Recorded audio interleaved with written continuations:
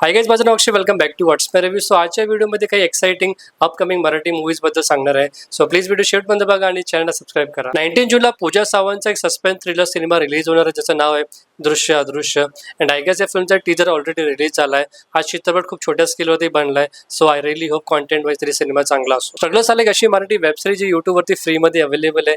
गेल्या 10 वर्षांपासून त्यांनी ऑडियन्सला खूप जास्त एंटरटेन केलंय आणि हीच टीम पुन्हा एकदा एकत्र येत आहे एका फिल्म प्रोजेक्टसाठी, ज्याचं नाव आहे मामाच्या गोव्याला जाऊया. लहान असताना आपण सगळे मामाच्या गावाला गेलो, पण आता अडल्टहुडमध्ये विजुमाने आपल्याला मामाच्या गोव्याला घेऊन जाणार आहे, ज्यामध्ये 100% शुअर खूप जास्त डबल मिनी कॉमेडी असणार आहे. पण अशा प्रकारच्या कॉन्टेंटमध्ये आपले अंकुश चौधरी काय करत आहे हेच कळत नाही. झी स्टुडिओज आणि आपली ऑरेंज ज्यूस गँगचे कॉन्टेंट क्रिएटर्स एका हॉरर कॉमेडी फिल्मसाठी कोलॅबरेट करत आहे.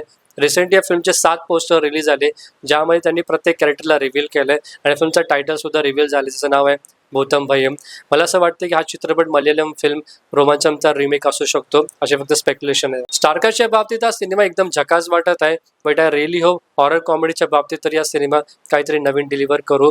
लास्ट हॉरर कॉमेडी जी मी बघितली होती ती होती अल्ल्याड पल्ल्याड, त्यानंतर एकही असा सिनेमा आला नाही. भूतम भयम नावाची मराठी फिल्म 24 जुलैला ऑल ओव्हर महाराष्ट्र रिलीज होणार आहे, जी बघण्यासाठी मी खूप जास्त एक्साइटेड आहे. जुलैच्या महिन्यामध्ये अजून एक चित्रपट रिलीज होणार आहे, ज्याचं नाव आहे तुला पाहता.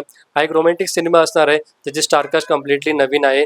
बट आय रिअली सिनेमा कॉन्टेंटच्या बाबतीत चांगला असतो, कारण टीजर तर मला ठीकठाक वाटलं. ऑनेस्टली सांगू, त्या फिल्मकडनं जास्त एक्सपेक्टेशन तर नाही, पण तरी सुद्धा चित्रपट मी थिएटरमध्ये बघणार आणि रिव्ह्यू सुद्धा करणार तुमच्यासाठी. देऊळबंद 2च्या ब्लॉकबस्टर सक्सेस नंतर प्रवीण तडे पुन्हा एकदा मुळशी पॅटर्न 2 ची छोटीशी अपडेट दिली आहे, ज्यामध्ये त्यांनी फिल्मचा बेसिक कॉन्सेप्ट स्वतःच लीक केला. सो बेसिकली प्रवीण तडडेचं असं म्हणणं की पार्ट 1 मध्ये त्यांनी असं सांगितलं होतं की शेती विकायची नसते, जपायची असते.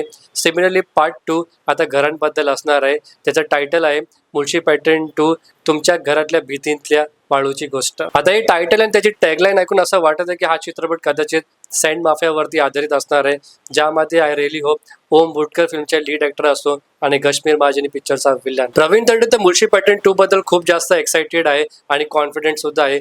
त्यांचं असं म्हणणं आहे की हा चित्रपट बघताना आपल्या अंगावरती काटे येतील.